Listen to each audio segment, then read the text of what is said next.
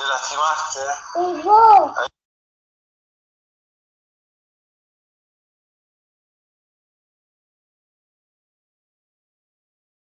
Particulares, porque principalmente el primer objeto es que una de las partes es el Estado, el provincial o municipal. Evidentemente tiene algunas particularidades y de alguna manera ya vamos a cumplir 19 años que el fuero está funcionando. En nombre de Jorge Aníbal Ocampo, yo soy Carlos Jurado, Función Administrativo número 1 de San Martín. Me acompaña el doctor Alejandro Guizalvo, que es oficial de Estado del juzgado, y vamos a tratar de explicar dentro del marco un poco el concepto general de qué trata el fuero, cómo se maneja y a nivel de competencias y jurisdicción. En cuanto a los fundamentos, tenemos que partir de la base, como dijimos, de dos fundamentos que y el artículo 166, principalmente en la tercera parte, como los fundamentos jurídicos del fuero contencioso. El artículo 15, como ustedes saben, se está referido al tema de la tutela judicial efectiva. Consecuentemente, lo que intentó con la puesta en funcionamiento de este fuero, a partir de la reforma del 94, es que la ciudadana pudiese tener mucho más acceso a la justicia administrativa, contencioso administrativo. Primeramente tenemos que hablar que ante la sanción del 94 había un sistema, podría decirse, cerrado, en el cual la competencia era exclusiva de la Suprema Corte. Consecuentemente, cualquier actuación debía recurrirse por la Suprema Corte. Bien, siguiendo lo que se conoce como el Código Varela, código de principios del siglo XX, establecía las pautas para poder iniciar una acción contencioso administrativa. Era un sistema cerrado porque tenía que haber un acto administrativo. Si no existía un acto, no había posibilidades de recurrir a este fuero. Es decir, de hecho, el amparo no era casi reconocido por el Superior Tribunal de la provincia, así que la figura del amparo tampoco podíamos acceder a él.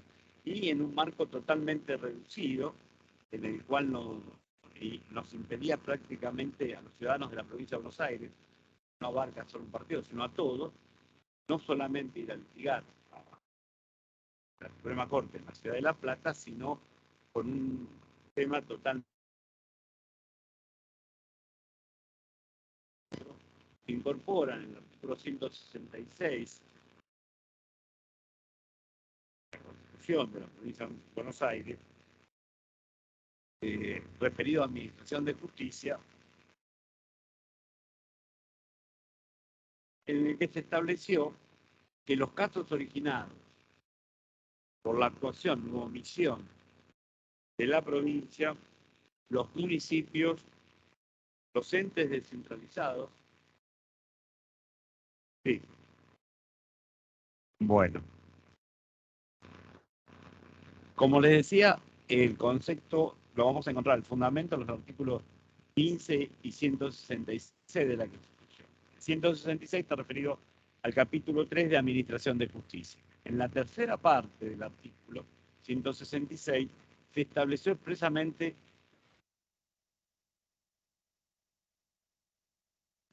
la Constitución de la provincia, originado por la actuación o omisión de la provincia, los municipios, los entes descentralizados y otras personas en el ejercicio de función administrativa, serán juzgados por tribunales competentes en los contenciosos administrativos, de acuerdo con el procedimiento que determine la ley, la que establecerá los supuestos en que resulte obligatorio agotar la vía. Es decir, de la redacción de este artículo 166 vamos a encontrar la base de cómo funciona el fuero contencioso administrativo. El constituyente incorpora esta reforma, entonces a partir de ahí lo que establece es que no solamente admite la posibilidad que se pueda litigar contra la provincia, contra los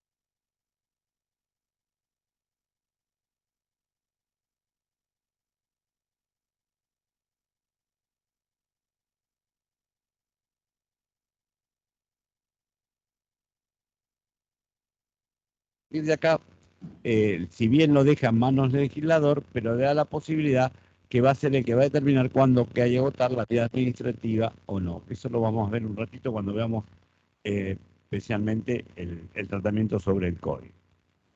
Así las cosas, se dicta la ley 12.008, que es el Código Contencioso Administrativo, que a su vez tuvo distintas modificaciones. No voy a ahondar en el proceso, porque este es un fuero que tardó más de 4 años en ponerse en funcionamiento por distintas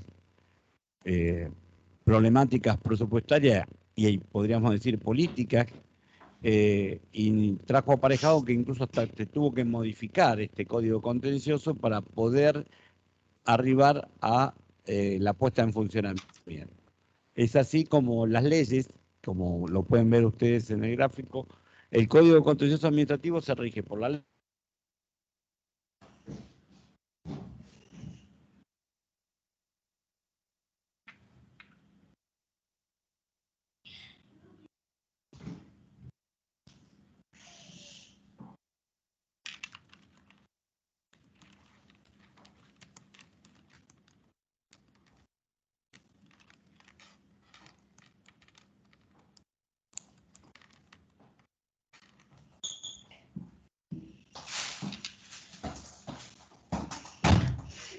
Yes.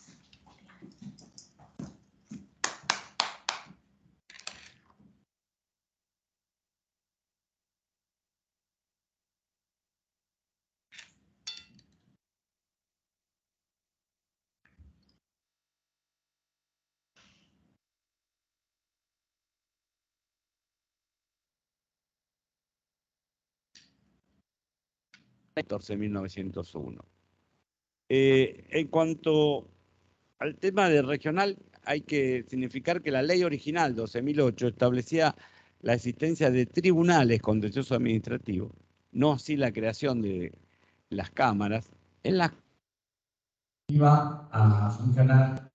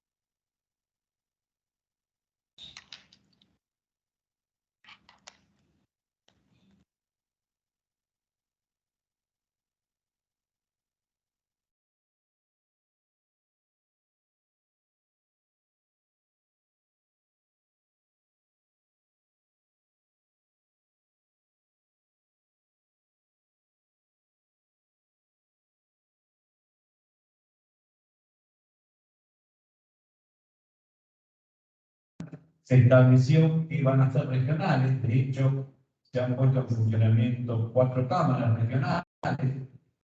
La primera es la ciudad de La Plata, que tiene una jurisdicción sobre lo que es toda la zona sur, La Plata, Lomas, Avellaneda, Lanús, recientemente creado, Quilmes, y después tenemos la Cámara de San Martín, que también es regional, que tiene una competencia que abarca la jurisdicción entre San Martín, Morón, Matanza, San Isidro, Tres de Lauquen y Mercedes, y la Cámara de Mar del Plata, que la Cámara de Mar del Plata tiene jurisdicción de toda la zona de la costa de la provincia de Buenos Aires, que tiene jurisdicción con la Cámara de Convención, y después la más reciente es la Cámara de San Nicolás, que tiene jurisdicción de Junín y toda la zona norte de la provincia de Buenos Aires. Es decir, tenemos 4 cámaras regionales que son las que van a actuar como alzada en las decisiones que tomen los juzgados con derechos administrativos. Así que, de alguna manera, así está instrumentado el Código Contencioso y el fuero en cuanto a su funcionamiento. Particularmente, les puedo comentar el antecedente quizá más importante sea el fallo del amparo del Colegio 2 de Abogados contra la provincia de Buenos Aires, donde la Corte instó al Poder Ejecutivo a la puesta en funcionamiento. Tenemos que recordar que estaban ya designados los jueces para esos tribunales, pero no habían asumido el cargo para que se pongan en funcionamiento.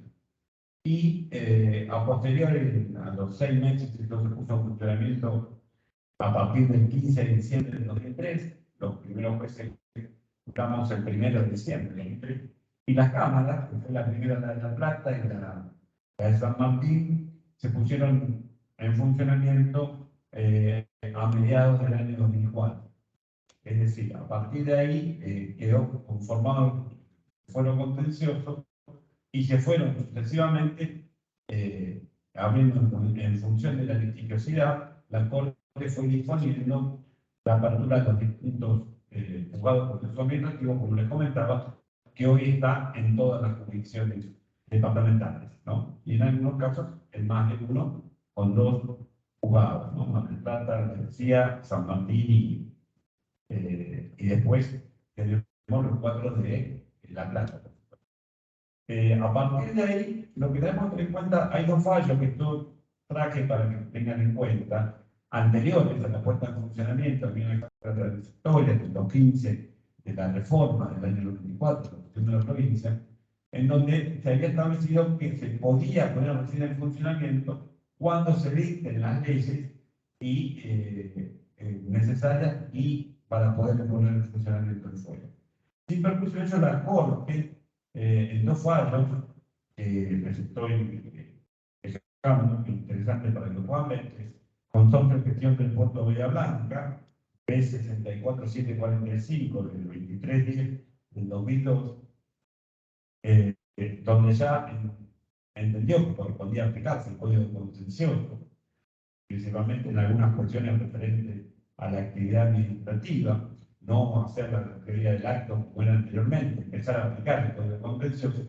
Y también un fallo importante que es Gainayú, que es Juan Ranier con la provincia de Buenos Aires, el Ministerio de Seguridad, que es una persona que le había sido robado el auto. Cuando aparece el auto, es dejado en una comisaría para los peritajes pertinentes y consecuentemente es hurtado nuevamente el vehículo.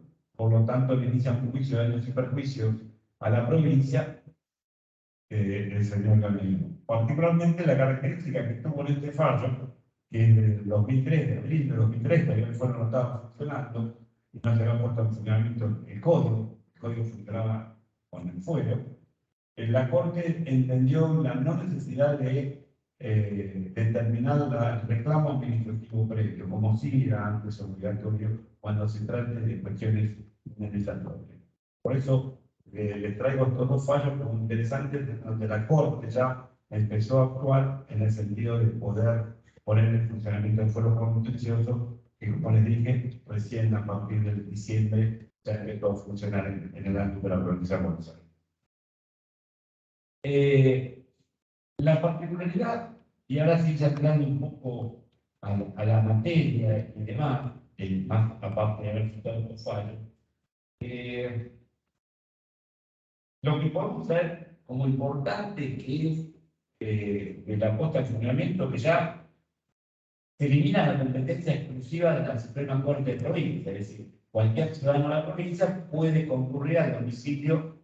Para después vamos a ver el tema del domicilio, pues tiene características, pero en definitiva no tiene que recurrir a la Ciudad de La Plata, a la Suprema Corte Electoral. Una mayor amplitud en el acceso a la justicia, porque ya no tiene que haber solamente un acto, sino se va a hacer hincapié en toda actividad o omisión en que puede incurrir el órgano público para poder entablar una acción. Se quitó el carácter revisor, lo cual la Corte actúa como revisor del acto administrativo para pasar a ser, de alguna manera, con respecto a la provincia, los entes públicos y demás, poder analizar totalmente la actuación administrativa. Y una de las particularidades que tiene el código que es la amplitud de legitimación. Hay mucho más legitimados, antes era muy cerrado, simplemente que tenían el objetivo agravado para poder recurrir. Ya la legitimación es mucho más amplia y no abarca solamente la actividad reglada de la administración, sino también por actividad discrecional también se puede recurrir. Y las características fundamentales, o por falta de servicio o por omisión, ¿no? del Estado provincial o municipal, se va a poder intervenir ante la justicia por derecho administrativo. Particularmente, volviendo a reiterar que el criterio que tuvo en cuenta de la apertura, incluso la doctrina y los autores que fueron del código, la idea fue aplicar el principio de la tutela judicial efectiva consagrado en la Constitución. Es decir, para que tengamos acceso y podamos hacer lugar a esa tutela judicial efectiva, tenemos que tener tribunales que tengan amplitud de la percepción por parte de la materia y también la particularidad que lo tengamos cerca, que no de nada serviría, porque imagínense cualquier tema que alguien tuviese un problema en Bahía Blanca, tiene que ir a la Ciudad de La Plata, ¿no? El hecho implicado ya quedarse el tema todo. Esto trajo aparejado un acercamiento y hacer cumplir este principio del artículo 15, que no solamente surge el 15, porque está relacionado con el artículo 25, inciso primero de la Convención del Pacto de Consejo de Costa Rica, en el cual,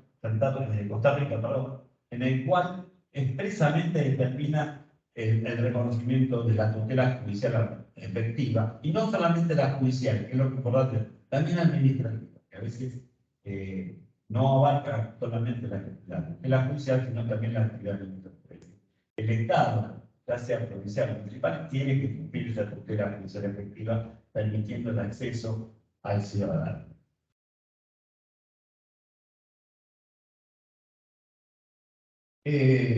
Con respecto a cómo se fue diseñando, como les decía el código, ahora lo vamos a empezar a analizar.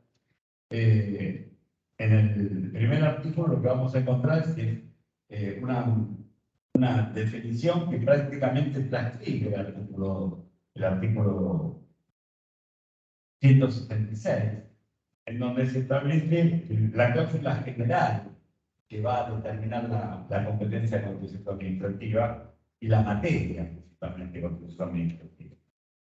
Acá dice, corresponde a los tribunales de contencioso administrativo el conocimiento y decisión de las pretensiones que se deduzcan en los casos originados por la actuación u omisión. Ustedes fíjense que va más allá de lo que dice la Constitución. El legislador toma en cuenta no solamente la actuación administrativa, sino la omisión en que pudo haber incurrido, también se puede recurrir a la materia. En el ejercicio, por supuesto, de función administrativa.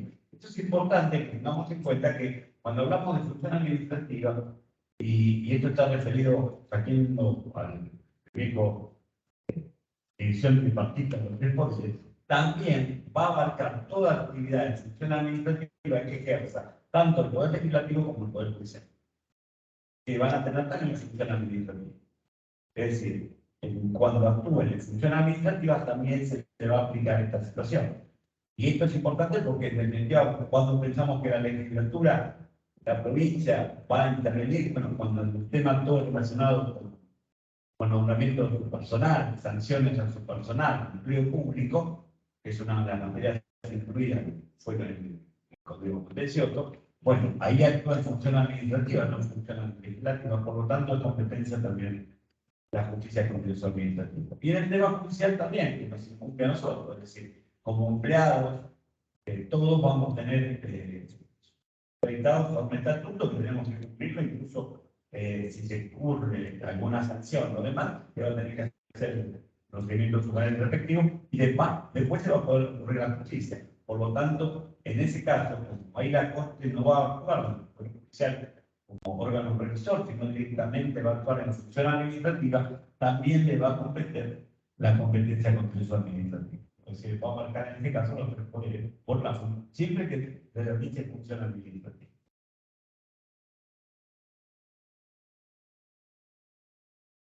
Y esta función administrativa, continúa el artículo primero, hablando de una cosa que es fundamental, que se refiere a los órganos de la provincia, todos los órganos de la provincia, los municipios y los entes descentralizados y otras personas con arreglo a las restricciones del presente código. Es decir, la amplitud con la que se puede iniciar acciones no abarca solamente a la provincia, propiamente dicho, los municipios, sino también toda actividad regulada con respecto a entes descentralizados, entes públicos, empresas o sociedades públicas y demás. Y otras personas que tengan el carácter de actividad función administrativa. En este caso, por eso también entra todo lo relacionado con la materia de control de matrícula de los colegios profesionales, que también ante conflictos y demás es competencia de la justicia contencioso administrativa, como así también todo lo referente a la actividad de las decisiones que tomen las cajas previsionales de profesionales en la provincia de Buenos Aires.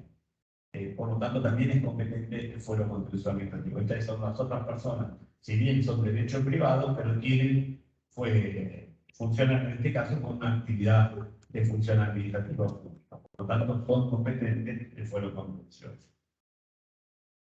El inciso 2 de este artículo primero es interesante que lo tengamos en cuenta porque nos va a dar una pauta importante cuando tengamos que decidir si es contencioso administrativo, si la materia se da o no, porque dice la actividad de los órganos del Poder Ejecutivo de los municipios, los demás entes provinciales o municipales, se presume realizada en el ejercicio de funciones administrativas. Acá crea una presunción en la cual, cuando intervengan estos organismos, en principio va a ser función administrativa. Se presume que esta actividad que lo realizan en función administrativa. Y que va a estar regida por el derecho administrativo. Incluso la parte final de este artículo dice: procederá esta presunción aun cuando se aplican por analogía normas del derecho privado o principios generales del derecho. Consecuentemente, vamos a encontrar un montón de materias que no están incluidas en el artículo 2, que ahora vamos a ver las materias, pero que se han incorporado al fuero contencioso administrativo. Hoy tenemos competencia del fuero contencioso administrativo también en área data, en tema ambiental, que se han ido ampliando permanentemente. En temas de consumidor también tenemos competencia en el fuero contencioso administrativo, por lo cual la competencia es muy amplia y se va ampliando permanentemente. Y la propia norma nos autoriza esto porque no solamente habla de la presunción, sino nos señala que en caso de que no se determine, se tiene que presumir como la actividad en carácter administrativo o función administrativa. Y es decir, no es cerrada, ¿no? Es decir, da la amplitud. Este criterio y esta manera es importante porque, claro, cuando nosotros estamos en el juzgado, nos va a pasar, ¿no? Cuando recibimos una ley es competencia del fuero contencioso administrativo, ¿no? Bueno, creo que vamos a tener que retenerlo en primer lugar al artículo este primero de la ley de 2008, ¿no? Para poder determinar si somos o no competentes. A partir del artículo segundo, vamos a hacer, por una cuestión de tiempo, hacer un resumen de algunos artículos que son importantes para que en la esfera judicial lo tengamos que tener en cuenta para pasar a la parte final, hablar de algunos modelos descritos y demás que son característicos del fuero contencioso administrativo, que lo va a explicar acá el doctor Pizarro. Entonces, las materias que rigen el fuero contencioso administrativo están en el artículo segundo. Los casos incluidos. Por lo tanto, vamos a encontrar todas las referidas a impugnación de actos administrativos de alcance particular y general. Todo lo que se refiere a anulación a una decisión administrativa, ya sea un acto de alcance individual o general, es competencia del fuero contencioso administrativo cuando estemos nos plantee el particular la anulación de ese acto administrativo dictado por ley. E incluso el artículo segundo, más allá de la modificación que hubo a posteriori, se incluían también las decisiones del Tribunal de Cuentas y cualquier tribunal de la administración pública que intervenga. La característica que acá tiene que hoy por hoy el Tribunal de Cuentas también es competencia del fuero contencioso administrativo, pero con la salvedad que en virtud de algunas de las leyes de reforma del fuero con respecto a la Cámara, es competencia directa la Cámara de Contencioso Administrativo, lo mismo en materia de cajas previsionales y colegios profesionales. En cuanto a lo demás, directamente es competente como primera instancia, salvo cuando se observe una decisión del Tribunal de Cuentas. El Tribunal de Cuentas es un órgano de contralor, la Comisión Judicial controla desde el punto de vista económico o patrimonial, y aparte puede aplicar multas y sanciones a los funcionarios públicos, tanto a nivel provincial, a nivel municipal, y puede imponer sanciones. Esas sanciones, como son dentro de la esfera de la actividad administrativa, pueden ser recurridas ante el fuero contencioso administrativo. Por lo tanto, vamos a tener la posibilidad de poder recurrirla, pero con la salvedad que ya no va por primera instancia cuando fue la ley original, sino que va antes directamente ante la Cámara de Contencioso Administrativo. Lo mismo con los colegios profesionales y las cajas de previsión de profesionales, las decisiones que tomen.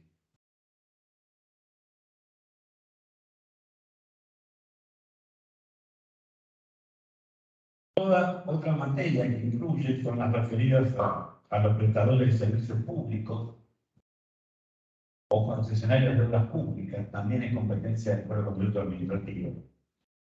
Y que estén apagados de los usuarios, por eso el tema de consumidor, todo lo que es concesión de servicios públicos y obra pública, cualquier problema que haya, vamos a tener que ir al fuero contencioso administrativo. Siempre, por supuesto, está regida por el derecho administrativo.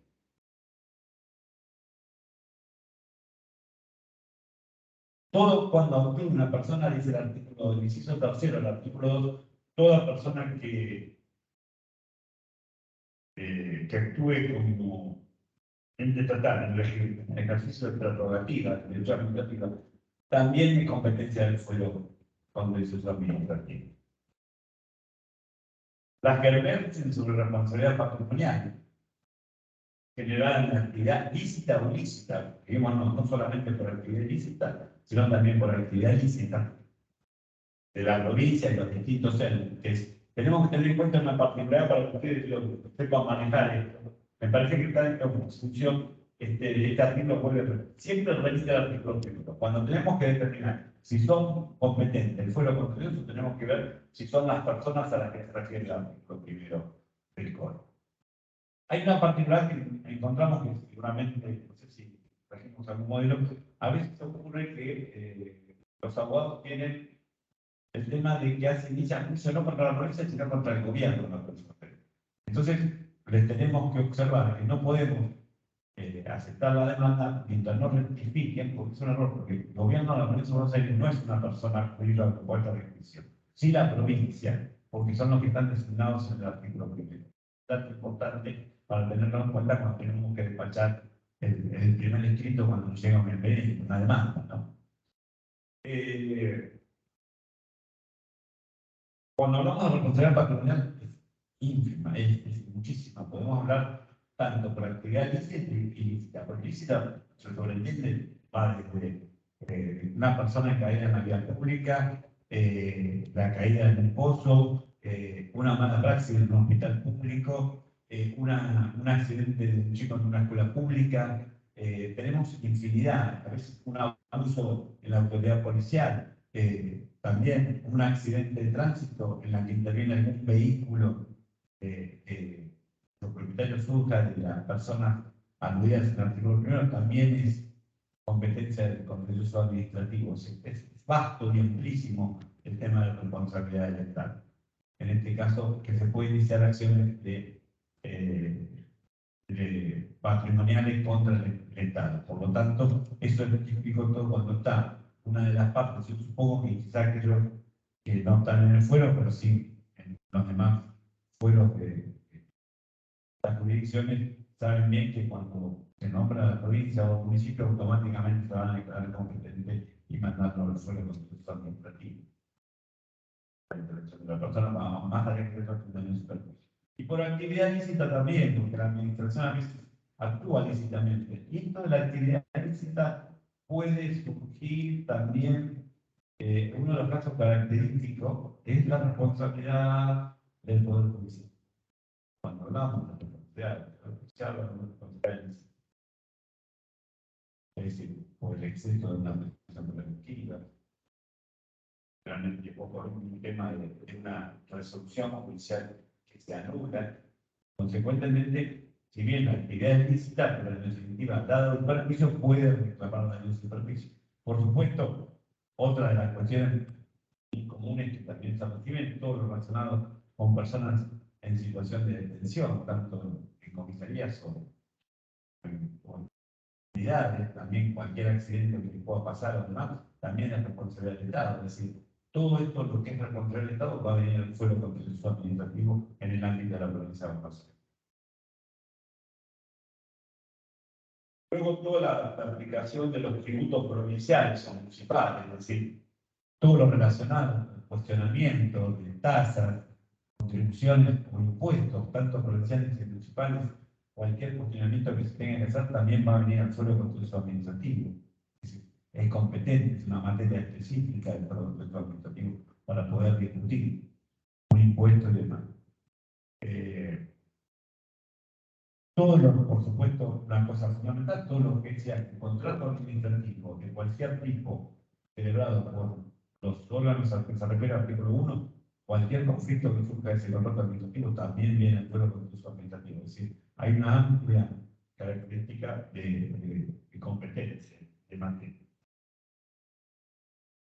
Una particularidad que agregó el artículo 7 con la reforma del 2001, la que promovieron los entes públicos. Hasta la sanción del código, estaba prohibido al Estado ser parte actora en un juicio. Bueno, puede, cuando quiere iniciar una acción de cualquier tipo ante un particular, lo tiene que hacer en el fuero contencioso administrativo, este tipo de juicio. También puede ser parte actora tanto el municipio o la provincia y demás. Por lo tanto, también es una materia del contencioso administrativo.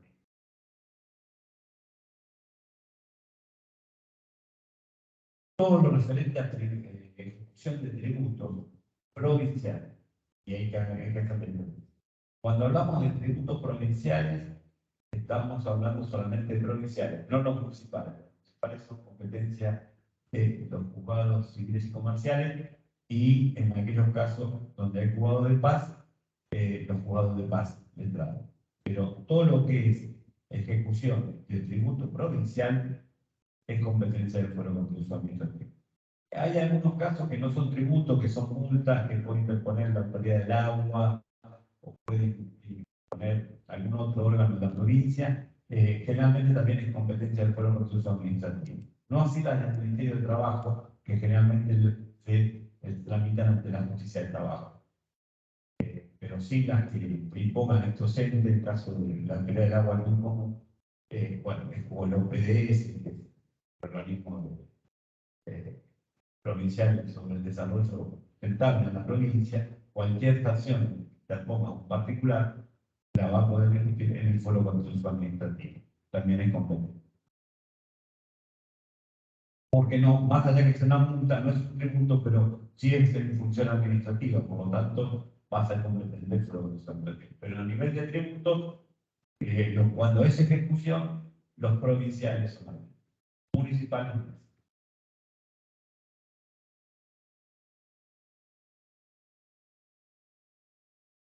Todas las referidas a las limitaciones al dominio público, por razón de interés público, o sea, lo que es todo servicios administrativos y todo lo que es expropiación. El fuero contencioso administrativa atiende en toda materia que sea expropiación, en donde el Estado, el oficio de expropiación, se inicia como consecuencia que no hubo venimiento y el Estado, a través de la declaración de utilidad pública del inmueble, quiere resarcirse. Para el supuesto que no haya venimiento en materia administrativa, va a iniciarse una acción judicial, consecuentemente también todos esos temas son competencia del fuero administrativo, contencioso administrativo. La parte final del artículo segundo también trae una cláusula para tener en cuenta que dice la enunciación anterior es meramente ejemplificativa, es decir, no implica la ejecución del conocimiento de los tribunales de los juegos contencioso administrativos y otros casos regidos por el derecho administrativo. Es decir, queda la puerta abierta a que nuevas cuestiones del derecho administrativo se vayan presentando. Hoy por hoy, les comentaba recién, tenemos el tema del consumidor, tenemos el tema ambiental, tenemos el tema de la verdad, tenemos el tema de la problemática de problemas de género cuando se refiere a la actividad administrativa en un órgano público, también tenemos competencia en el foro contencioso administrativo. A medida que va transcurriendo, se van incorporando nuevas materias, es decir, no es taxativo este artículo 2, por lo tanto da posibilidad que se vaya ampliando la competencia. Es muy amplia, en definitiva, pero bueno, esa es la idea del foro contencioso administrativo, ¿no? O sea, que la gente tenga cerca la posibilidad de litigar ante la actividad que pueda realizar la administración. Entonces, consecuentemente, entonces, un perjuicio puede recurrir ante eso. Esta sería la materia que es el artículo 2 del código.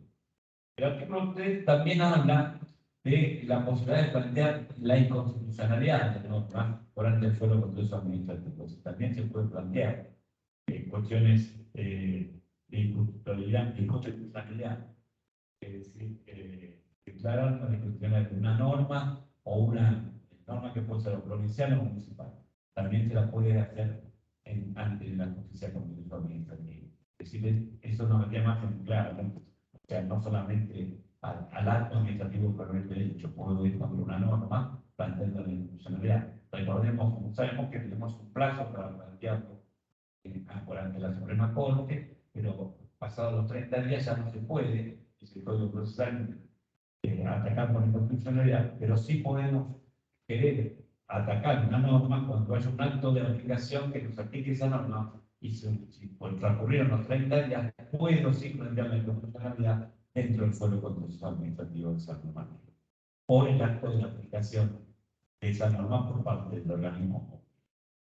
Esto surge también del artículo 3. Por lo tanto, cada vez se va ampliando más la competencia y la materia.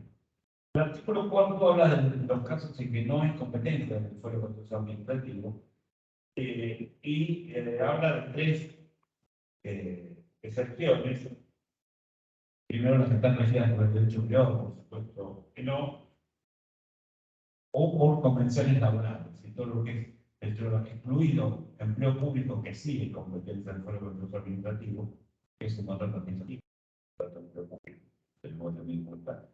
Por lo tanto, ¿por qué queda en el foro contencioso y no se va a la justicia del trabajo? Bueno, el contrato administrativo y el contrato de producto quiere un contrato. Consecuentemente, entra dentro de la competencia del foro contencioso administrativo. Por lo tanto, todo lo relacionado con el empleo público va a tanto provincial municipal o de cualquiera de los entes del artículo 1 que tenga alguna controversia, va a venir al foro contencioso administrativo. Como así también todo lo referente a la decisión el IPS, el Instituto de Previsión Social de la Provincia de Buenos Aires, que también tiene competencia del Fuero Concepción, y a la vez, respecto a las obras sociales y el tema de idioma. Cualquier cuestión o niño con, con respecto a idioma también va a ser competencia del Fuero Concepción, salvo que se opte por el amparo, donde la Corte dijo que todos los juzgados, todos los jueces están condicionados sobre el amparo contra el idioma. Pero cualquier cuestionamiento que tenga que hacer contra el idioma y demás, también es competencia del Fuero Concepción, cuando no sea la vía de un amparo. Habíamos dicho entonces todas las referentes regidas por el derecho privado o privado y todas las referentes al convenio laboral. También las que se refieran a los juicios de desalojo, interdicto y la pretensión de exposición. Todo eso es competencia de la justicia civil y comercial, por lo tanto no es competencia del Fuero Contencioso Administrativo. Y también todo lo referente a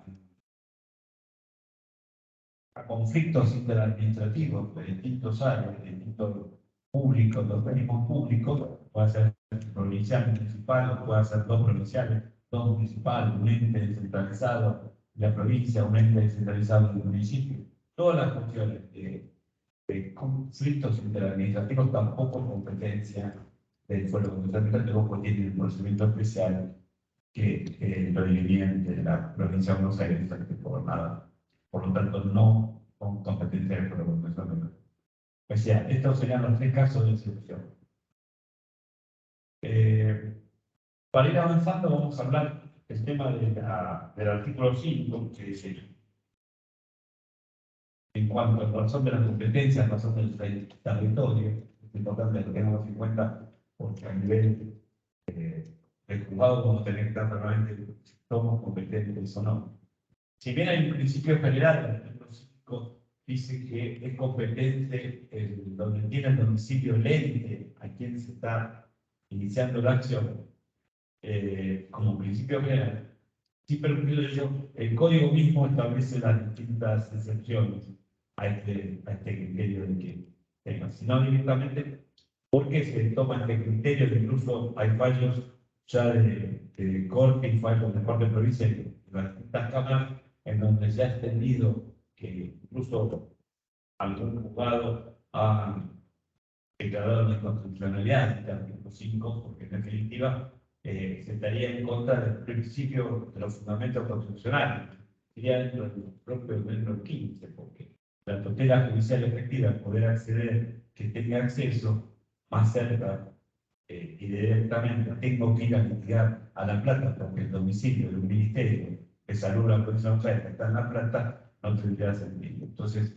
se han entendido algunos fallos que han salido, en los cuales se entiende que este tema del domicilio no se ha declarado la inconstitucionalidad, simplemente se ha, mejor dicho, lo que se intentó decir sin dictar la inconstitucionalidad, por lo que ellos había aparejado, que simplemente para cumplir las normas del artículo 15 debería recurrirse al domicilio de la persona que iniciará. Por eso es importante que tengamos que ver cada caso particular. Las excepciones, para ir avanzando, les decía, todas las referentes en materia de empleo público va a ser competente el juez del lugar de la prestación del servicio, de la gente, donde presta servicio, o el domicilio de la demandada. O también, dice la ley, o el domicilio del demandado, del demandante, es decir, de quien va a ser protectora, que es el empleo del empleado público, a elección de este último. Es decir, la característica que vamos a tener en materia de empleo público, que aquel que va a litigar por una cuestión en materia de empleo público puede ir o al domicilio de la demandada, o puede ser o en lugar de prestación del servicio, o en su efecto su propio domicilio, y ahí vamos a determinar la competencia territorial del Fuero Contencioso Administrativo. En un caso de un docente, por ejemplo, que presta servicios acá en San Martín, la competencia del juzgado contencioso administrativo, cualquiera de los dos, sin necesidad de tener que ir al Ministerio de Educación, al Ministerio de Educación o de Acción General de Escuela, mejor dicho, a la planta, a cuestionar. si no lo va a hacer acá directamente, voy a hacerlo acá, o porque vive acá o porque presta servicios. Y ocurre lo mismo con un docente, ocurre con lo mismo con un policía, con gente relacionada con el tema de salud. Es decir, es muy amplio en este sentido. La segunda excepción va a estar dada cuando se trate de cuestiones previsionales, en donde se aplica el mismo criterio. Es decir, se va a aplicar el criterio de excepción que puede ser, incluso cuando se trata de colegios previsionales y cajas previsionales, no solamente cuestiones previsionales que sería el especie. Es competente el juez correspondiente al domicilio del interesado o de la demandada, ¿sí? A elección del demandante. Es decir, la parte actora que va a iniciar el juicio puede optar por iniciar el juicio ante el fuero contencioso administrativo del juzgado de su domicilio o en su defecto el domicilio del Instituto Científico que sería en la planta. Pero tiene una opción que está a favor del demandante. Por eso es una excepción al artículo primero, al inciso primero de la ley, que dice con respecto a la competencia territorial. Todas las materias de servicios públicos, de los servicios públicos, culturales de la pública y usuarios, será conveniente el lugar donde se preste ese servicio público. También, por lo tanto, es otra cuestión. Todas las materias de los contratos administrativos que van a estar supeditadas a las competencias que se le establecido en el contrato, es decir, más allá que una de las partes sea la provincia o municipio, también va a determinarse la competencia que surge del propio contrato. Todo lo referido a servidores administrativos y juicios de expropiación también va a ser competente el juez correspondiente al lugar de la radicación de ese bien expropiado, que se va a hacer el fruto de la servidumbre. O sea, no va a ser, disculpa, la provincia de Buenos Aires no va a ser en la plata, sino va a tener que ser en el juzgado contencioso administrativo. De hecho, tenemos muchas expropiaciones y demás que inicia la provincia o algún municipio y las inician en el juzgado contencioso administrativo donde está el domicilio que va a ser parte de la expropiación.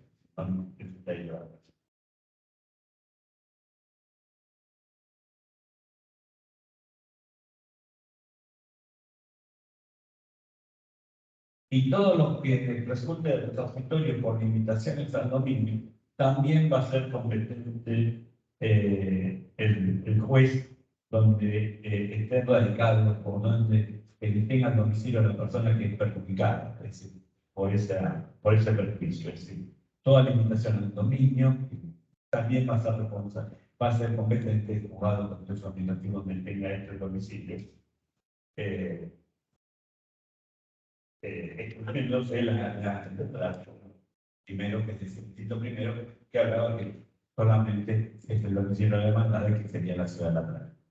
Por lo tanto, como vemos, vimos materia, competencia y vimos la competencia transversal, todas las posibilidades donde podemos estar, que cuando nosotros tenemos el expediente, lo primero que vamos a tener que ver es esto, antes de analizar otra cuestión más del expediente administrativo. Por respecto a la prorrogabilidad de la competencia, es decir, el fuero contencioso administrativo no se puede prorrogar la competencia, es improrrogable, el juez tiene que aceptar la competencia, están dadas las razones que dice el código, es decir, no se puede prorrogar, yo quiero iniciar el juicio en La Plata, no en San Martín o en San Isidro, no puede ser así, el artículo 6 lo establece. El artículo 7 está referido a los conflictos de competencia cuando se susciten entre el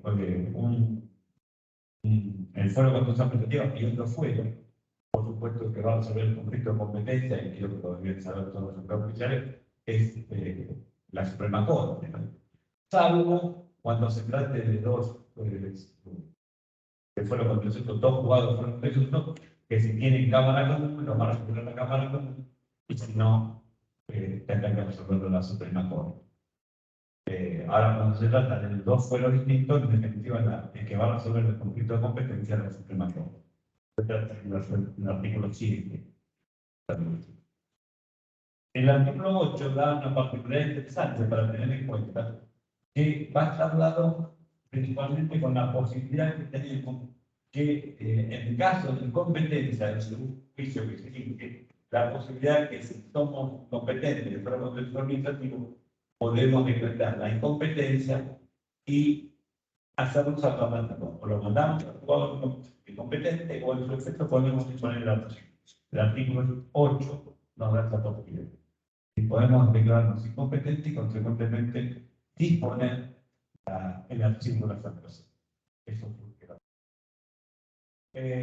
Para avanzar más, bueno, el artículo 9 habla de los representantes, en este caso estatal, en el caso de la provincia de Buenos Aires, tenemos que tener presente que quien va a actuar en representación es la Fiscalía de Estado. Por ley, una de las características que es importante que lo tengamos en cuenta, que por la ley de Fiscalía de Estado, la demanda y cuando se produce alguna caducidad de prueba, es competente el domicilio, mejor dicho, tiene que notificarse en el domicilio del fiscal de Estado, que es 1 y 60 en la práctica. Con las otras oportunidades que es obligatorio que no se notifica en otro lado que no sea en la ciudad de la Plata. Pero surge la propia ley de Fiscalía de Estado.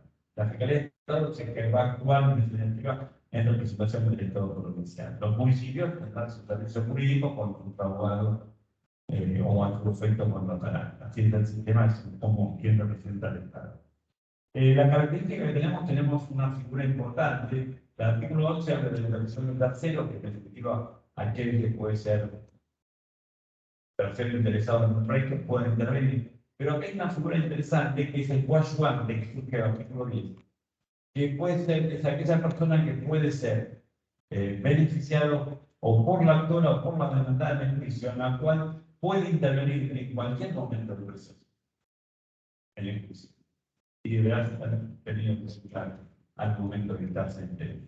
Por lo tanto, aquel que tiene algún interés más allá del estado procesal del proceso puede intervenir. Es una figura del coadyuvante que está contemplada solamente en el Código Contencioso Administrativo, en el fuero administrativo, para que lo tengamos en cuenta. Dijimos que de alguna manera, más que hablar de acciones, tenemos que hablar de pretensiones. El artículo 12 es, vimos competencia, vimos competencia de invasión del territorio, la materia. Ahora tenemos que ver el tipo de acción que va a hacer el uso administrativo. Y estas están determinadas en las pretensiones, es decir, lo que pretendemos en la decisión que tiene que tomar el Estado. Estas pretensiones las tenemos incorporadas en el artículo 12 de la ley.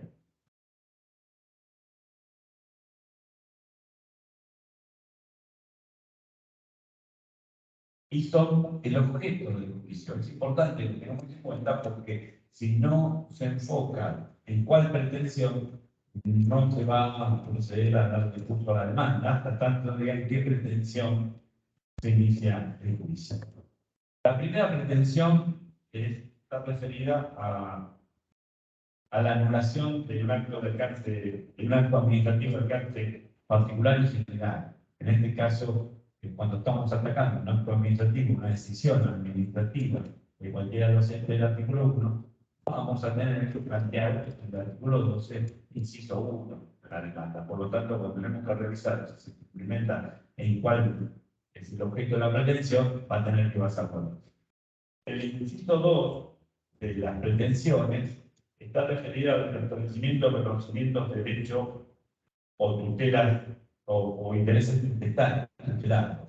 Esta es la característica generalmente más bien a nivel de empleo público, es decir, o diferencias salariales, o un ascenso, o retrotraer en la carrera administrativa. Entonces, en vez de plantear la nulidad, lo que va a pedirse como pretensión es el restablecimiento o reconocimiento de derechos que ya tenían tutelados afortunadamente y que se llegaron a aplicar.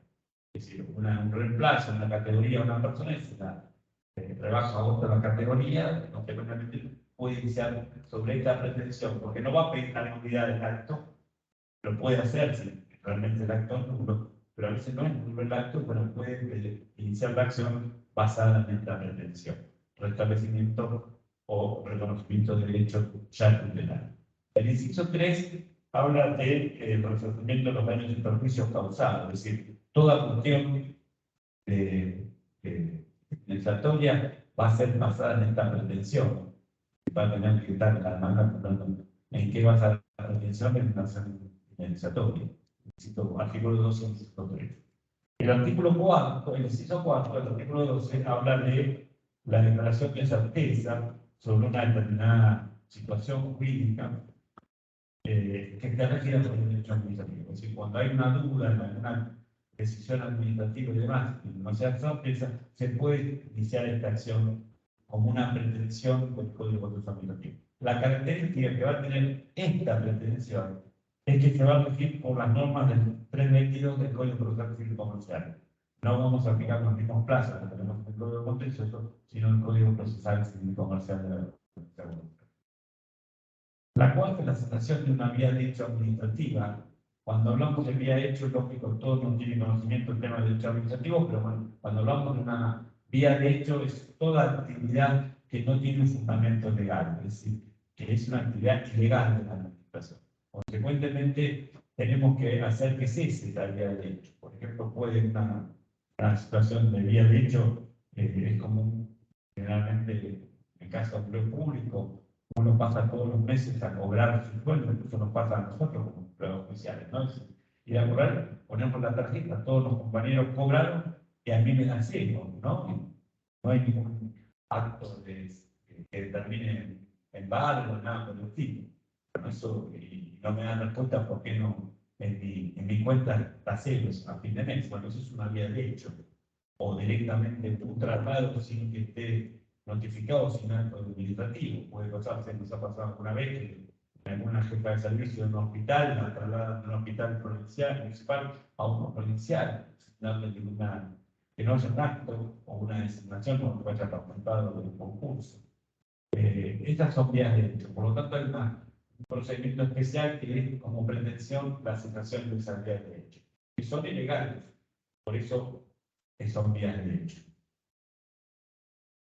Es decir, no hay un acto administrativo que lo pueda avalar.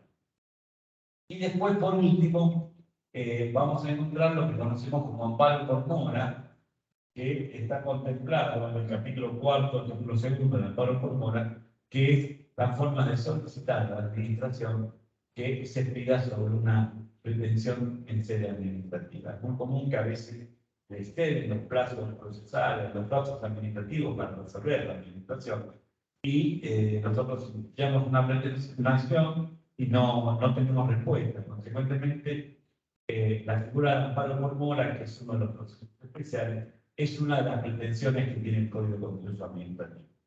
Ya para el mundo poco usado por los abogados, pero realmente la importancia que tiene este proceso de amparo por mora va a estar dado en que no va a obligar la competencia de fuero contencioso, el juez no va a decir cómo va a ser la respuesta de la administración, sino lo que, una vez producido el informe y determinada que hay esa mora en dar cumplimiento a la respuesta, va a ordenar que la administración se pida y dé esta respuesta. No qué tipo de respuesta, sino que dé respuesta.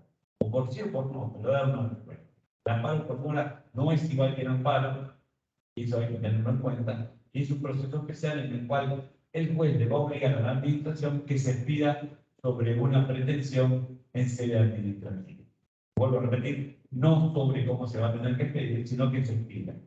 O que diga que sí, que haga lugar o que no haga lugar. Esta es una de las pretensiones también del Código Contencioso Administrativo y es un proceso especial que tenemos también en el Código Contencioso Administrativo. El artículo 13 y un poco la reforma determinó una legislación muy amplia para poder iniciar las acciones contra el Estado.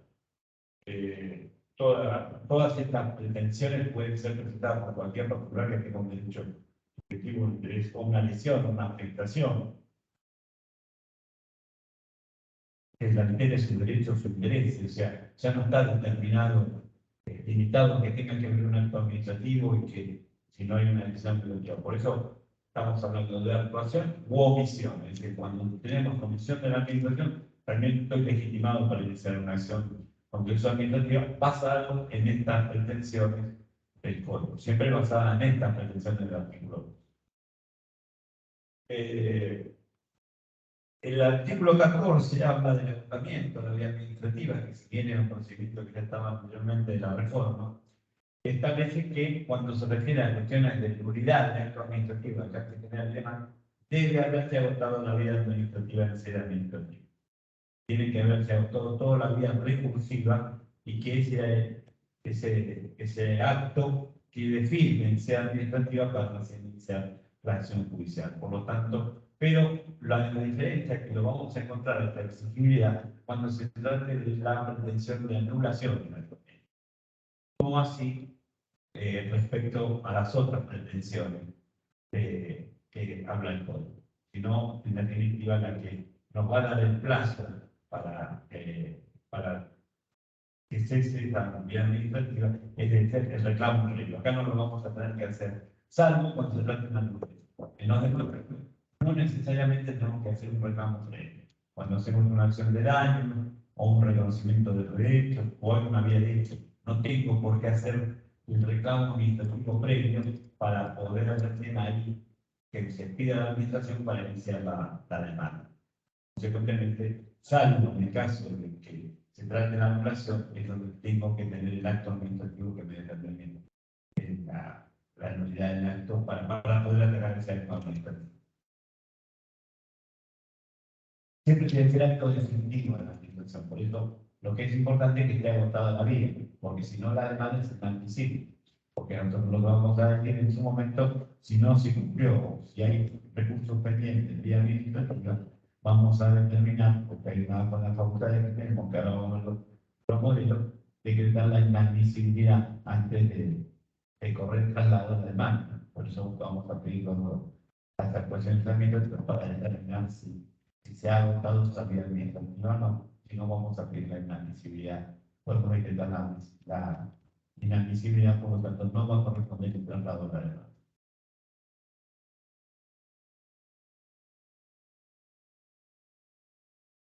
El plazo para introducir la demanda surge el artículo 18 y de alguna manera va a depender de la fecha que se notifique, ¿cierto? De ahí voy a tener 90 días para interponer la demanda constitucional administrativa. Es un plazo de caducidad, que también es importante para que tengamos en cuenta. Tiene 90 días para iniciar la acción judicial una vez que el acto está firme y notificado, por supuesto, si no, no ya. Una vez en particular, por lo tanto, eso lo vamos a tener que analizar cuando tengamos la demanda y todas las actuaciones administrativas. Cuando se trata de actos de alcance general, por supuesto, no va a haber un acto específico, sino es un acto general, por lo tanto, va a ser de la fecha de la publicación, o sea, va a correr el plazo. Cuando se trata de una vía de hecho, no hay plazo. En definitiva, producida la vía de hecho, lo que voy yo a intentar es que cese esta vía de hecho. Ahí tampoco hay un plazo para empezar la demanda. Pero si no, no hay plazo de caducidad. Pero en cambio, cuando hablamos de nulidad, por el 18, tenemos 90 días para iniciar la demanda. Si no, se produce la caducidad. En las demás pretensiones, no, porque en definitiva se va a aplicar el proceso de prescripción. La demanda de daños, demás, o restablecimiento, vamos a tener que jugar con el Código Civil en cuanto a la pretensión de lo que se está pidiendo, pero no con respecto a cuando se trata de anulación del acto administrativo. Cuando estamos la pretensión del 12, inciso primero. Es importante determinarlo porque es totalmente diferente a como uno puede el proceso civil y comercial, ¿no? Totalmente nuevo para ustedes que fuera.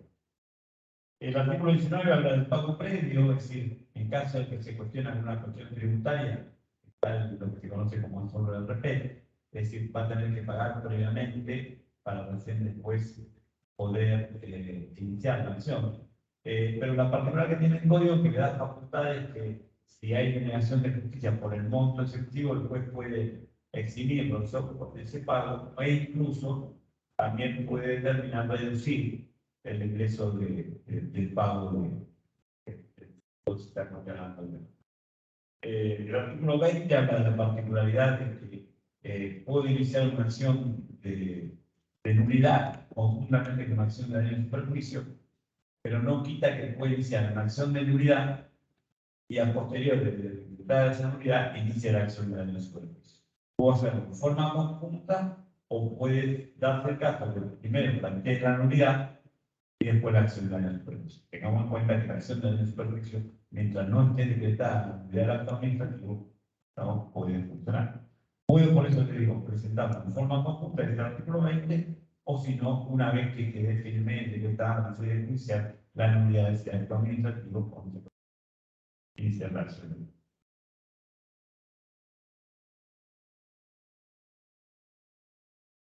En cuanto a las medidas cautelares, el código es muy amplio. A partir del artículo 22 establece una apertura muy amplia, es decir, queda el criterio del juez, pero realmente las medidas cautelares. Por supuesto, los requisitos que pide el código son tres, es decir, un derecho verosímil, es decir, como el 320, es decir, la restitución de derechos, la posibilidad de que sufra un perjuicio inminente, que se altere, caso de peligro una demora, y que la medida no afecte gravemente el interés público.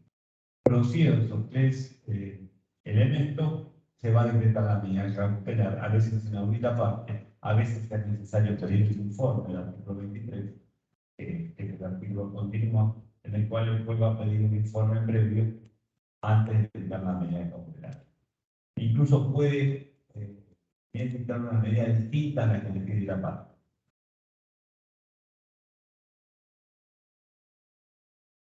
Una vez que se dicta la medida cautelar, tengo 30 días cuando hay autoridad presentar la demanda cuando hago una medida cautelar actual. Ojo con eso porque también es importante para analizarla. Por supuesto puede ser a través de una contracartera. Y ahora voy a hablar un poquito de la demanda, pero antes de la demanda voy a hablar 2 minutos, no sé si en tiempo como estamos un poco excedidos, ¿no? 4 menos 10 son. Bueno, voy a tratar de adelantar porque antes de hablar un poco de la demanda y cómo es el procedimiento cuando se usa en el juicio ordinario, hay 4 procesos distintos en el contencioso administrativo. La demanda ordinaria, el proceso sumario y legitimidad, el proceso sumario y legitimidad cuando se trate de sanción del empleo público y el proceso relacionado con el amparo por mora. Por lo tanto, son 4 procesos distintos que tienen sus características, algunos más amplios y otros no tanto. En el caso del proceso ordinario, es un proceso en el cual se tiene, una vez que se ordena el tratado, son 45 días para la demanda.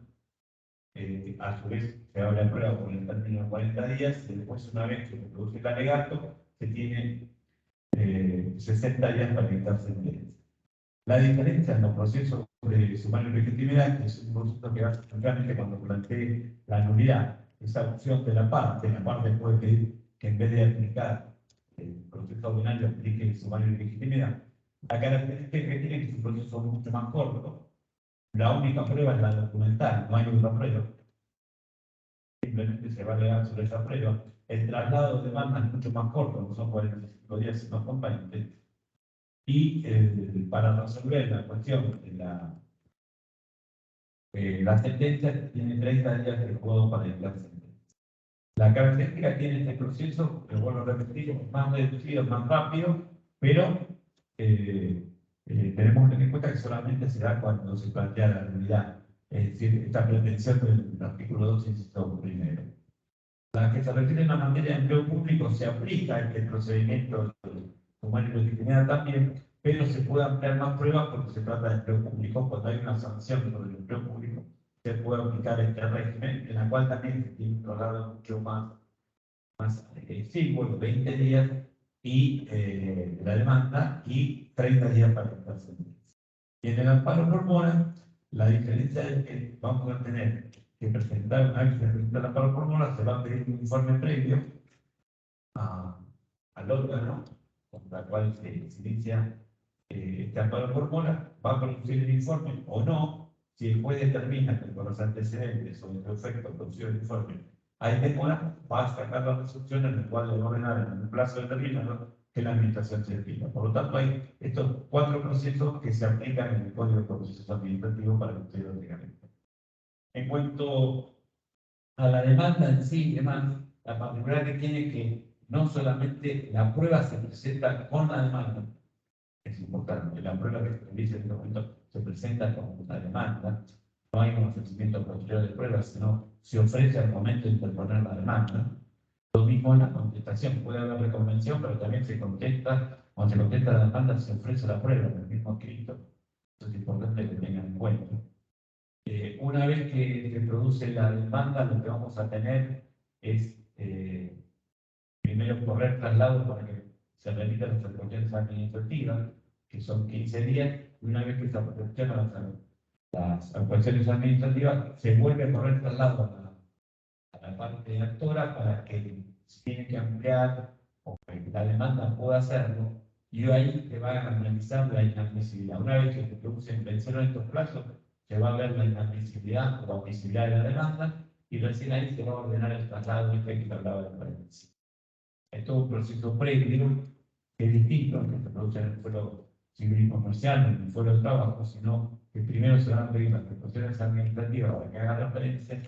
Una vez que viene, se vuelve a correr traslado a la parte actora, o si quiere ampliar o mejorar prueba, y una vez producido 15 días el nuevo traslado, recién ahí el juzgado va a estar reconociendo despedirse por la admisibilidad o no de la demanda, es decir, si se cumplió, se agotó la vía administrativa, si no se produjo el plazo de caducidad, y recién ahí va a ordenar el traslado, que va a ser por 45 días.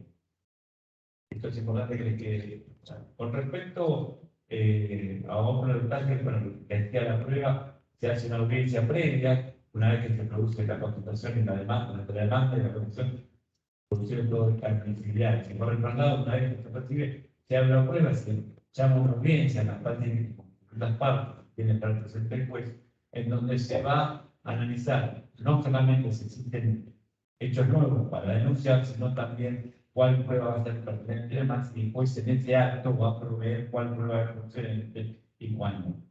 Es una demanda especial que tenemos en este momento. El juez y tiene la facultad, por el 46 del código, también de ordenar distintas pruebas que sean por alguna de las partes o a cumplir por cualquiera de las partes.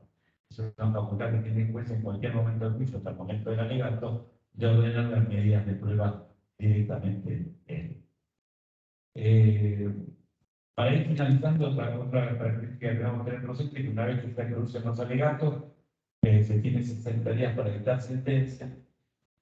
Una vez dictada esa sentencia, se va a correr traslado, tienen 10 días si se trata de juicio ordinario, 5 días si es sumario de legitimidad para interponer la apelación. Y es importante que tengamos en cuenta en un detalle. No hay nuevo traslado para expresar agravios. Los agravios se expresan conjuntamente con el instituto de operación, a diferencia del Código Procesal Civil y Comercial. Es decir, y lo va a tramitar en primera instancia. Es decir, se interpone el recurso de operación, el juez va a poner el traslado. Lo que sí no hace el juez de primera instancia es admitir la apelación o no, sino que va a determinar si la apelación está bien presentada, el plazo y demás, va a estar después la Cámara. Lo único que hace el juez es correr traslado a la contraparte de la expresión de agravios, y una vez que tiene, lo eleva para que la Cámara se pida. Pero tengamos en cuenta este detalle, que con la apelación, más una vez pasa, y lamentablemente no hay forma de solucionarlo, que apelan pensando que después se le va a correr traslado, y en este caso, en el fuero contencioso hay que apelar y expresar los salarios en el mismo. Para ir finalizando, la otra particularidad es que si no hay un plazo previsto, se establece un plazo de 10 días en el código, y también que por el artículo 77 todo aquello que no esté contemplado en el código contencioso se va a aplicar supletoriamente el Código Procesal Civil y Comercial de la provincia de Buenos Aires. Puede ser el 76, es decir, apoya el Código Procesal Administrativo, más allá de la amplitud de prueba, ¿verdad? Hay cuestiones de prueba que a veces están resueltas no por el código, sino por el Código Procesal Civil y Comercial, se va a aplicar supletoriamente. Bueno, creo que más o menos en pantallazo el tema del fuero contencioso, cómo funciona, cuáles son los plazos, qué es lo que tienen que determinar para la competencia, la materia, y cómo funciona la demanda de más. Ahora le voy a dar la palabra al doctor Salvo, que te va explicando un poquito 4 o 5 modelos que trajimos de escritos judiciales relacionados con estos momentos procesales que te fui yo comentando durante el relato, ¿no? ¿Qué pasó?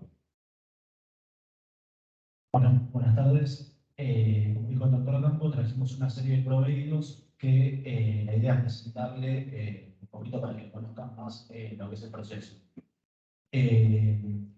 Algunos de los proveídos se usan más seguido y otros son excepcionales. Por ejemplo, el segundo, la segunda justicia, exacto.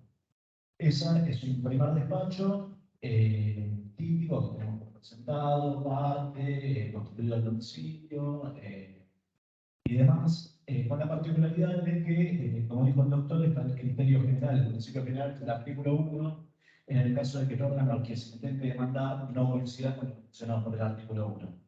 En ese caso, el juzgado lo que hace es, de manera previa, acordar el traslado o analizar la posibilidad de la demanda, pedirle a la parte que en el caso de 5 días encuadre en cuál de los órganos intenta demandar. Es importante eso a fin de evitar duros planteos de excepciones, de falta de legitimación o demás. O sea, tiene que estar correctamente demandado. La siguiente disciplina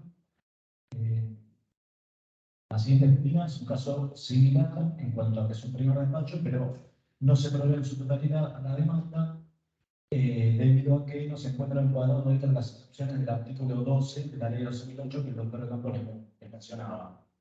En ese caso, se le pide a la parte también por 5 días que encuadre y que aclare en qué pretensión, cuál es el objeto de su demanda, ¿no? En qué pretensión intenta dar la misma. Es importante por el tema de la admisibilidad, por el tema del tipo de proceso que se le va a dar. Cada pretensión tiene un régimen distinto, entonces es importante saber en qué pretensión se basa. La siguiente termina. Bueno, en este caso, subsanado, esos son, como dije, son 2 proveídos especiales, digamos, que no se dan habitualmente. Pero bueno, puede llegar a suceder, por eso es importante saberlo. En este siguiente proveído se trata de una ambulatoria, una prestación ambulatoria, que también tenemos por presentado, parte y demás, y previo a todo el trámite se requiere a la autoridad demandada que remita los antecedentes administrativos vinculados al reclamo, expedientes, todo lo que sea que nos puede servir. ¿Por qué? Porque es necesario agotar la vía administrativa, saber si agotó la vía administrativa. Entonces, ordena oficiar por 15 días a la autoridad demandada, oficio que generalmente presenta la parte. Se le pide la remisión conforme acordada 4039, remisión digital, por eso se hace mención en el proveído. Y bueno, se ordena oficiar por 15 días a la autoridad administrativa. La primera siguiente, en este caso, siguiendo con resoluciones anulatorias, ¿no? Se requiere adoptar la vía, conocer si el acto administrativo final está dictado, se da el supuesto, ¿no?, que se habría recibido ya los expedientes que pedimos. En consecuencia, el artículo 32 del Código nos pide que le pagamos un nuevo traslado a la parte actora, a fin de que amplíe o modifique demanda. Puede ser que se notifique que pida el traslado, o sea, que no amplíe, pero puede darse el caso de que amplíe, modifique, es una oportunidad que tiene. Así que bueno, está la herramienta implementada. Seguido de eso, tenemos el traslado de demanda previo a admisibilidad. En el caso de la ambulatoria, tenemos que analizar la admisibilidad. ¿Qué significa? Si la vía administrativa está adoptada, si la autoridad dictó el acto final, si está notificada la parte actora y si está dentro del plazo.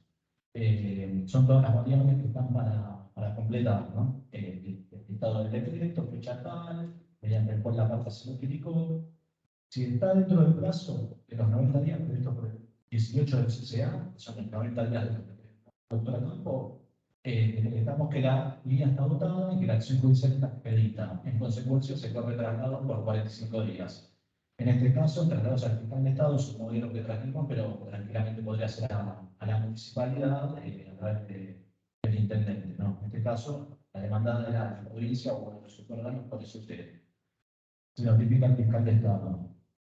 El siguiente modelo, en este caso tenemos, sería un modelo que correspondería a una prestación indemnizatoria, secundarios y perjuicios, en que la admisibilidad es una admisibilidad que no se causa votada, digamos, admisibilidad directa, porque no se trata de un acto administrativo en particular.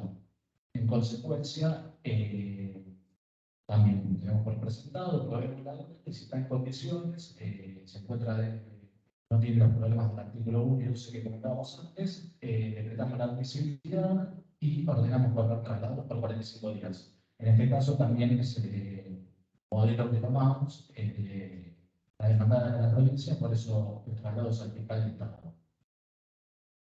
Se corre traslado por 45 días. El modelo siguiente que tenemos. Una cosa interesante que me quedó y que relacionamos con este traslado 45 días. La parte demandada puede interponer excepciones previstas que están en el código y para poder presentarlas no es distinto el caso de suponer legitimidad y el de sanción del empleo público, pero así en lo ordinario, tiene que presentarlas dentro de los primeros 15 días de corrido de traslado de la demanda. De esos 45 días, dentro de los primeros 15 días tiene que presentar la excepción. La circunstancia que presente una excepción y analizar si después corresponde o no, va a suspender el plazo de contestación de demanda. Hasta tanto se resuelva esta, queda suspendido. Una vez que se resuelva por sí o por no la excepción, a partir de ahí se reanuda el plazo para contestar demanda. En definitiva, si la presentó el día 15, tiene 30 días más para contestar demanda. Esto es importante porque más de una vez ha pasado que muchos organismos, principalmente en los principios del Código Contencioso, planteaban una excepción dentro del plazo de contestación de demanda y estaba fuera del término. Por lo tanto, tengan presente que los primeros 15 días tiene que plantearse esta excepción, cualquier excepción que se quiera valer la parte demandada. Y que se reanuda nuevamente el plazo, que el plazo que es común, es decir, si hay más de un demandado, el plazo va a quedar eximido por 45 días al último que sea notificado. Es importante, pues lo dice el código. Como el plazo es común, si hay 5 partes demandadas, hasta que no sean notificadas la última demanda, se podría llegar a contestar demanda. Ojo con eso también, porque es amplio en ese sentido. Es decir, hasta porque es común. Podría ofrecer pruebas o ampliar la contestación de demanda. El tema de la excepción, por eso me había quedado, porque es importante que lo tengan presente. Bueno, continuando, el análisis de los proveedores que tenemos, este que hemos elegido es una convención de restablecimiento de reconocimiento de derechos, 12, inciso 2, del CCA.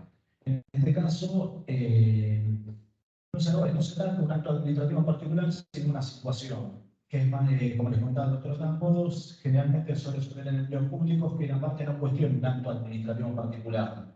Entonces, no tenemos que contar el plazo de los 90 días, no puede el plazo del 18. Por eso hablamos de demandabilidad directa, no hace falta votar a vía administrativa y, en consecuencia, la sala de demandabilidad directa se corre traslado por 45 días también, bueno, en el mismo caso, el fiscal de Estado. Que sería la pretensión de restablecimiento o reconocimiento de derechos. Después, el siguiente modelo que elegimos es un modelo de utilizamos cuando convocamos a las partes a la audiencia del 31, a la apertura de prueba. Se fija fecha, se convocan las partes, se las notifica y es la audiencia que, como les comentaba el doctor Campos, es la que se puede proveer o no la prueba según en primer lugar, se las invita a las partes, se las escucha, si existe la posibilidad de arribar a un acuerdo conciliatorio. Puede suceder, como no. En ese caso, se abre la prueba y el juez provee la prueba, declara la que resulta conducente a fin de dilucidar la causa o la que no, pudiendo agregar prueba, como les decía, a través del artículo 46 del Código Contencioso. La sobreproducción de pruebas se haría a partir de 40 días. En la práctica suele suceder que es más el tiempo en realidad, pero bueno, es un proveedor importante, el acta que se genera ahí, que se provee la prueba, ¿no? y bueno, queda el expediente abierto a prueba. La siguiente fórmula que trajimos, siguiente, esa misma. En este caso, se sustanció la prueba, tramitó el periodo de prueba, la parte nos pide o la certificación de prueba o la clausura del periodo probatorio o que se ponga nosotros para legal. En ese caso, lo que tenemos que hacer es certificar la prueba, puede ser que quede prueba pendiente, en consecuencia, si fue ordenado por el juzgado o si el juzgado entiende que es importante que se realice, se la ordena a la parte que se cumpla con esa prueba. Y si no, se le hace saber, se le invita a que manifieste la conducta a seguir con dicha prueba. Si se encuentra toda cumplida, perfecto, se clausura el periodo probatorio y se ponen los autos para alegar por el término de 10 días, 10 días comunes, ¿no? Que las partes justamente tienen para presentar sus alegatos. Presentados ellos, no trajimos el modelo, pero bueno, se llama autos para sentencia, que está en plazo de 60 días para dictar sentencia. Este modelo que sigue es el caso del recurso de apelación, se corre por 10 días a la parte, se notifica con la entrega de copias. La parte puede contestarlo, como no. Lo importante es que el recurso esté fundado, como decía el doctor Campos, sino, si bien se le va el expediente, cuando el se lo trate, va a declarar desierto el recurso, porque no tiene presión de agravios.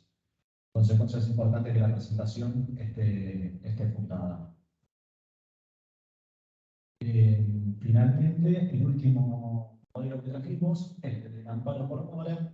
Sería el primer despacho de amparo por mora, que al igual que los otros primeros despachos, tenemos por presentado, parte, por constituido el domicilio, si lo constituyó, y demás pormenores del escrito, y verificada la mora, si la parte acompañó constancia, manifestó, se ordena oficial al organismo que estaría en mora, a efectos de que en el caso de 5 días informe o se expida o acompañe el acto o manifiesta al respecto de justamente de la mora que aduce la actora que estaría en un expediente administrativo. Es importante para que sea parte de un expediente administrativo, como dice el artículo 76, que es el único artículo que regula este procedimiento especial. Bueno, puede ser que conteste el informe, acompañando el acto, como no, y en base a eso se resolverá si la administración realmente estaba en mora o no.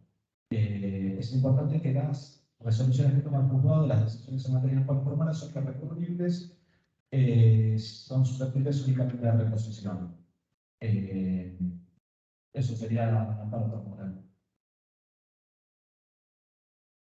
Bueno, hicimos un raconto dentro de lo que se podía dentro del tiempo, creo que tratamos de ser más, explicar todo el código, ¿no? Es decir, no solamente los fundamentos, sino las partes distintas, vamos a hablar del Código de Contencioso Administrativo en relación y el fuero, en relación a lo que ocurre con la justicia civil o la justicia laboral o justicia del pago. Consecuentemente, lo que queremos es tener un pantallazo para que puedan ustedes más o menos ver cómo manejarse con el código. No sé si hay alguna pregunta o alguien le queda alguna duda y vamos por terminar la charla. ¿No? Dudas no hay, si usted ya... Sí, bueno, listo.